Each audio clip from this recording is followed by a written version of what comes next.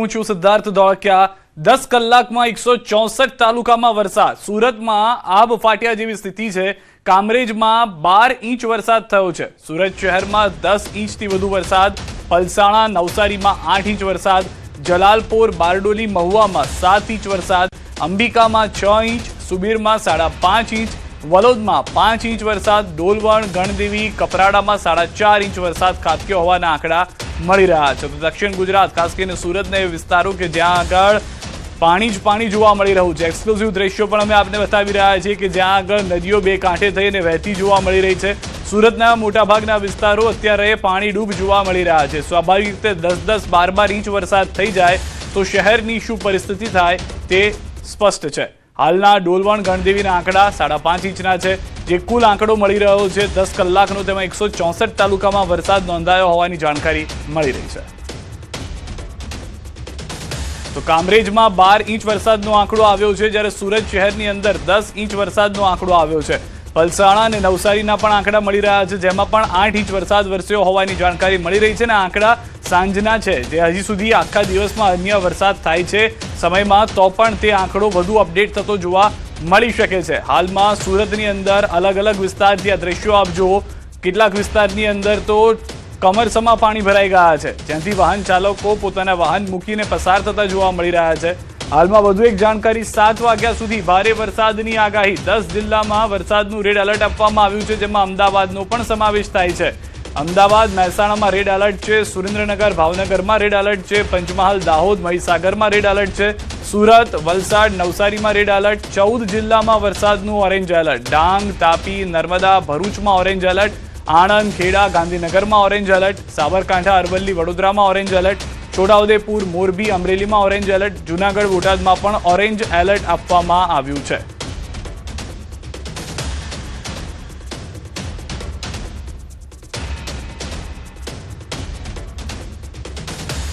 તો સુરતથી વધુ એક અપડેટ મળી રહી છે। સુરત શહેરમાં અત્યંત ભારે વરસાદથી હાહાકાર છે। શહેરમાં 8 ઇંચ વરસાદ 8 કલાકમાં નોંધાયો છે। પશ્ચિમ અને પૂર્વ ઝોનમાં 8 ઇંચથી વધુ વરસાદ થયો છે। દક્ષિણ પૂર્વ ઝોનમાં પણ 8 ઇંચ વરસાદ ખાબક્યો છે। મધ્ય ઝોનમાં 7.2 ઇંચ વરસાદ વરસ્યો છે।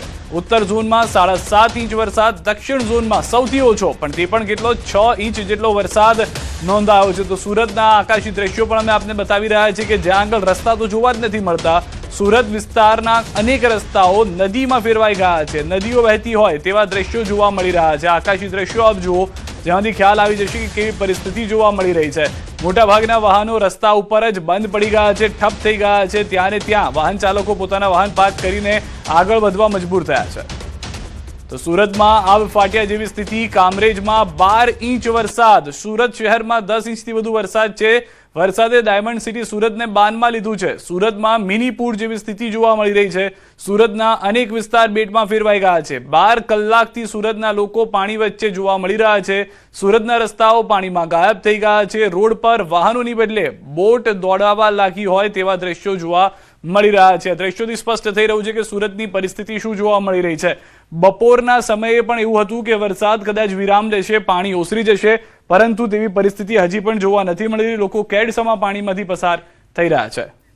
વધુ માહિતી ન્યૂઝ 18 સંવાદદાતા કીર્તેશ અમારી સાથે ગ્રાઉન્ડ ઝીરોથી જોડાઈ ગયા છે। કીર્તેશ, જે રીતની પરિસ્થિતિ છે, હજી પણ વરસાદ રોકાવાનું નામ નથી લેતો, અનેક વિસ્તારો હજી પણ પાણીમાં ગરકાવ છે, શું જાણકારી?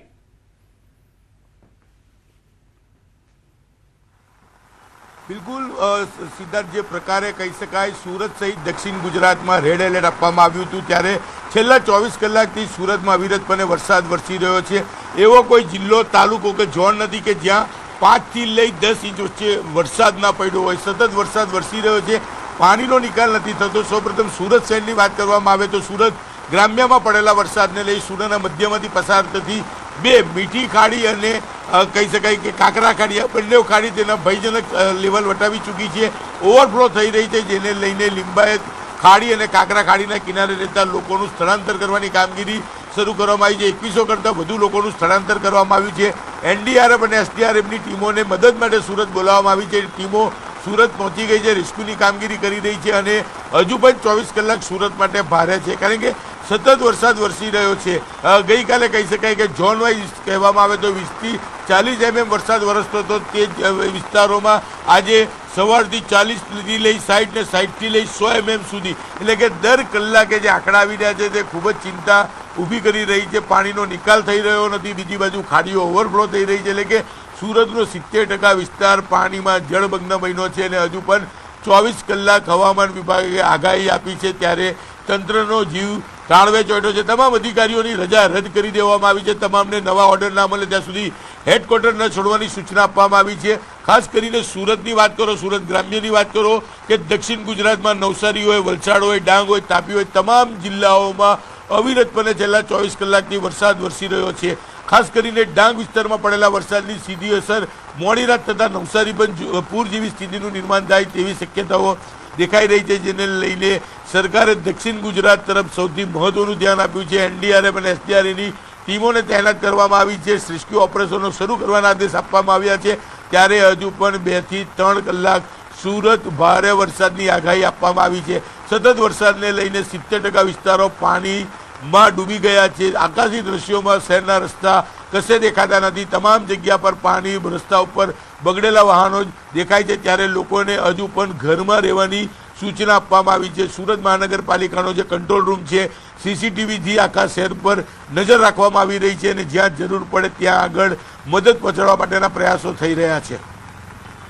જી કીર્તિશ, આભાર. આપની પાસે વધુ અપડેટ્સ પણ લેતા રહીશું. તો આ દ્રશ્યો સ્પષ્ટ કરી રહ્યા છે કે શું પરિસ્થિતિ છે સુરત શહેરની, લોકો કઈ રીતે હાલમાં પરિસ્થિતિમાં જીવી રહ્યા છે. જે રીતનો વરસાદ જોવા મળ્યો છે, અલગ અલગ વિસ્તારમાં ભારે વરસાદને કારણે પાણી ભરાયેલા હજી પણ યથાવત છે. તો નવસારી શહેર નજીકથી વહેતી પૂર્ણા નદીની સપાટીમાં ખૂબ ઝડપથી વધારો થઈ રહ્યો છે. નદીની સપાટી 19 ફૂટ નજીક પહોંચી છે. પૂર્ણા નદીની સપાટીમાં વધારો થતા નવસારી મહાનગરપાલિકાની ચિંતા વધી છે. ડાંગ, સુરત અને તાપી જિલ્લામાં ધોધમાર વરસાદને પગલે સપાટીમાં વધારો થયો છે. નદીમાં ઘોડાપૂરની સ્થિતિના પગલે પૂર્ણા નદી કિનારે કંટ્રોલ રૂમ શરૂ કરવામાં આવ્યો છે. હાલમાં દક્ષિણ ગુજરાતની જે પરિસ્થિતિ છે, જે રીતે સુરતના દ્રશ્યો જોયા, નવસારીથી ભાવિન અમે જોડાઈ ગયા છે. ભાવિન, જે રીતના દ્રશ્યો હાલમાં જોવા મળી રહ્યા છે થોડા ચિંતાજનક છે, કારણ કે નદીના જળસ્તરમાં વધારો થઈ રહ્યો છે અને હજી પણ વરસાદ અવિરત વરસી રહ્યો છે. ચોક્કસથી સિદ્ધાર્થ, વરસાદને લઈને વાત કરવામાં આવે તો રેડ એલર્ટ હતું, પરંતુ જાણે હવે વરસાદે નવસારી જિલ્લાના અને નવસારી શહેરીજનોને બાંધમાં લીધું હોય એવા દ્રશ્યો હાલ દેખાઈ રહ્યા છે. જે દ્રશ્યો છે એ પૂર્ણા નદીના દ્રશ્યો છે અને સૌથી મોટું અપડેટ સિદ્ધાર્થ એ છે કે માત્ર 2 કલાકની અંદર 3 ફૂટ જેટલો પૂર્ણા નદીની જળ સપાટીમાં વધારો થયો છે. એટલે કે ભયજનક સપાટી 23 ફૂટ છે અને હાલ પૂર્ણા નદી 22 ફૂટ પર વહી રહી છે. એટલે કે ભયજનક સપાટી વટાવવામાં માત્ર 1 ફૂટ બાકી રહ્યું છે. જો ભયજનક સપાટી વટાવી દેશે પૂર્ણા નદી તો નવસારી શહેરના જે નીચાણવાળા વિસ્તારો છે, શાંતાદેવી છે, જૂના થાણા છે, જેવા અનેક વિસ્તારો છે, ત્યાં સમગ્ર વિસ્તાર બેટમાં ફેરવાઈ જશે એવી પરિસ્થિતિ હાલ દેખાઈ રહી છે. અને હજુ પણ ધોધમાર વરસાદ નવસારી જિલ્લામાં વિરાટ ચાલુ છે. આવતીકાલ હજુ આગામી 2 દિવસ સુધી નવસારી જિલ્લામાં રેડ એલર્ટ આપવામાં આવ્યું છે વરસાદને લઈને. ઉપરવાસમાં પણ જે રીતના ભારે વરસાદ સીધા વરસી રહ્યો છે અને નવસારી જિલ્લામાં પણ વરસાદ અવિરત ચાલુ છે, જેના કારણે સતત જે નવસારી જિલ્લામાં પૂર્ણા નદી જે છે એ હાલ ગાંડીતુર બની છે અને ઘોડાપૂરની પરિસ્થિતિ સર્જાશે એવું હાલ લાગી રહ્યું છે. બીજી બાજુ નવસારી જિલ્લાની અંબિકા અને કાવેરી નદીની વાત કરવામાં આવે તો ત્યાં પણ, એટલે કે ડાંગ જિલ્લામાં પણ અવિરત વરસાદને કારણે એની પણ જળ સપાટીમાં વધારો થઈ રહ્યો છે. હવે નવસારી મહાનગરપાલિકા માટે ચિંતાનો વિષય એ છે કે જે રીતના પૂર્ણા નદીની જળ સપાટીમાં સતત વધારો થઈ રહ્યો છે, માત્ર 2 થી 3 કલાકમાં 3 ફૂટ જેટલી સપાટી વધી જતા હાલ હવે નીચાણવાળા વિસ્તારો છે ત્યાં એલર્ટ કરવાની જે કામગીરી છે એ શરૂઆત કરી દેવામાં આવી છે. તમામ જે નીચાણવાળા વિસ્તારો છે ત્યાંથી જે લોકોને સુરક્ષિત સ્થાને ખસેડવાની જે કામગીરી હોય એ પણ હવે ટૂંક સમયમાં શરૂ કરવામાં આવશે એવું હાલ લાગી રહ્યું છે, કારણ કે ભયજનક સપાટી પૂર્ણા નદી 23. જી આભાર સમગ્ર માહિતી બદલ. આપની પાસે વધુ અપડેટ્સ પણ મેળવતા રહીશું. તો હાલમાં જે રીતની પરિસ્થિતિ જોવા મળી રહી છે, મોટાભાગના વિસ્તારો એવા છે કે જે પાણી થઈ ગયા છે. તો હાલમાં સુરતના કામરેજમાં 12 ઇંચથી વધુ વરસાદ, નીચાણવાળા વિસ્તારોમાં ભરાયા છે પાણી. ફરી એક વખત સુરતની વાત કરીએ, પંચવટી કોમ્પ્લેક્સમાં વરસાદી પાણી ઘૂસ્યા છે. અનેક દુકાનોમાં પાણી ભરાતા લાખોનું નુકસાન થયું છે. દુકાનદારો પાણી વચ્ચે દુકાન ખોલવા મજબૂર બન્યા છે. હાઈવે ઓથોરિટીની બેદરકારી સામે વેપારીઓમાં રોષ જોવા મળી રહ્યો છે. તો સુરત જિલ્લાનો સૌથી પ્રભાવિત તાલુકો જો હોય તો કોઈ કામરેજ તાલુકો છે.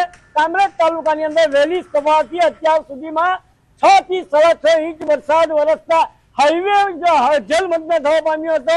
આ દ્રશ્યો સીધા તમે ટીવી સ્ક્રીન પર જોઈ રહ્યા છો એ પંચશીલ કોમ્પ્લેક્સના છે.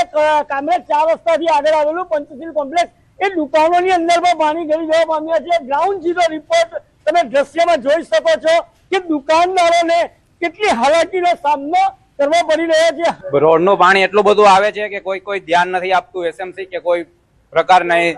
આ વરસાદી પાણી જે હાઈવે ઓથોરિટીની બેદરકારીને કારણે જે દુકાનદારોએ હાલત કફોડી જવા પામી છે।